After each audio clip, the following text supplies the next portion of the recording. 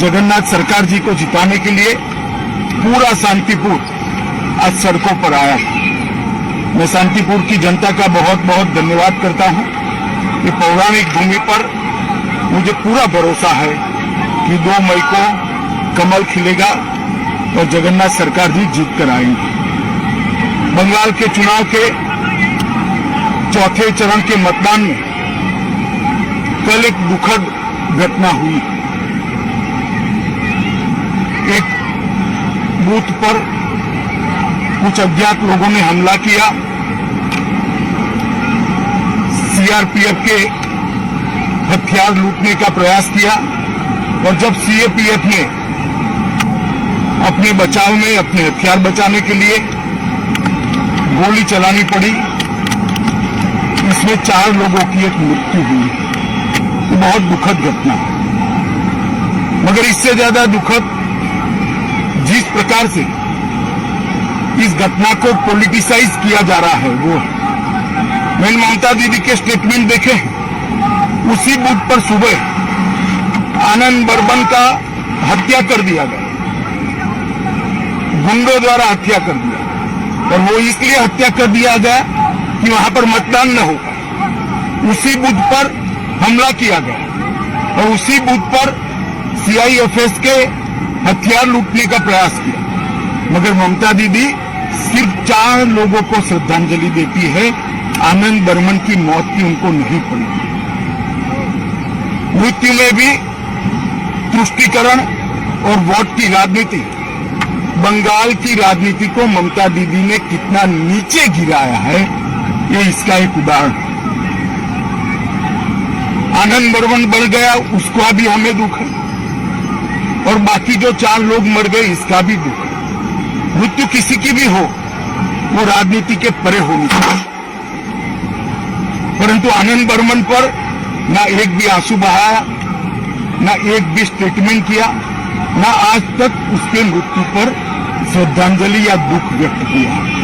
क्योंकि आनंद बर्मन एक राजवंशी समाज का नवयुवा है, वो उनकी वोट बैंक के लिए अनुकूल नहीं था। इस प्रकार की राजनीति ये बंगाल का परंपरा नहीं है, बंगाल की संस्कृति नहीं है। और उसी शीतलकुची सीट पर ममता दीदी ने कुछ ही दिन पहले भाषण किया था कि सीआईएफएस सीएपीएफ वाले आए तो उनको घेर लो, उन पर हमला करो। मैं पूछना चाहता हूं ममता दीदी को, एक शार्प सवाल पूछना चाहता हूं कि क्या आपका वो भाषण वो 4 लोगों के मृत्यु के लिए जिम्मेदार नहीं है क्या? अगर आप वो भाषण न करती कि 4 युवा सीआरपीएफ पर हमला करने का हिम्मत करते क्या? आपने उनको उकसाकर एक गोलीबारी का कारण दिया। मैं मानता हूं कि ममता दीदी के पास अभी भी समय है। जो 5वां युवा मर गया है उसको भी श्रद्धांजलि दें, उसकी भी बात करें, और बंगाल की जनता को इसके लिए ये जो उन्होंने भाषण किया इसके लिए बंगाल की जनता के समक्ष माफी मांगी। और साथ में मैं बंगाल की जनता को विनती भी करना चाहता हूं, ये एक घटना छोड़कर बाय एंड लार्ज बंगाल का चुनाव शांतिपूर्ण ढंग से हुआ है। हालांकि कुछ भारतीय जनता पार्टी के कार्यकर्ता चुनाव के दौरान भी 5 से ज्यादा कार्यकर्ता मार दिए गए, इसके लिए भी ममता दीदी कुछ नहीं बोली। परंतु बंगाल का चुनाव शांतिपूर्ण हो रहा है, वो बंगाल में एक नई शुरुआत। पहले कम्युनिस्ट और फिर तृणमूल कांग्रेस ने राजनीतिक हिंसा को बढ़ावा दिया है।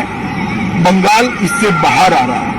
बंगाल की जनता को मेरा करबद्ध निवेदन है, बाकी के 4 चुनाव में भी शांतिपूर्ण ढंग से लोकतंत्र के उत्सव को मनाएं, चुनाव करें, अपने पसंदीदा प्रत्याशी को जिताएं और बंगाल के अंदर शांतिपूर्ण चुनाव का एक नया इतिहास सर्जने का काम करें। साथ में मैं बंगाल की जनता को ये भी वादा करना चाहता हूं कि 2 मई के बाद जब भारतीय जनता पार्टी की सरकार यहां मोदी जी के नेतृत्व में बनेगी, ये चुनावी हिंसा, राजनीतिक हिंसा हमेशा के लिए बंगाल को छोड़कर चली जाएगी। क्योंकि राजनीति हिंसा करने वाले लोगों को आप निश्चित रूप से परास्त करने वाले हैं। मैं फिर से एक बार शांतिपूर्ण चुनाव के लिए सभी को अपील करता हूं, सभी दल के कार्यकर्ताओं को अपील करता हूं कि चुनाव आयोग के बनाए हुए नीति नियमों के अनुसार हम चले, इसका पालन करें और चुनाव को शांतिपूर्ण रखें।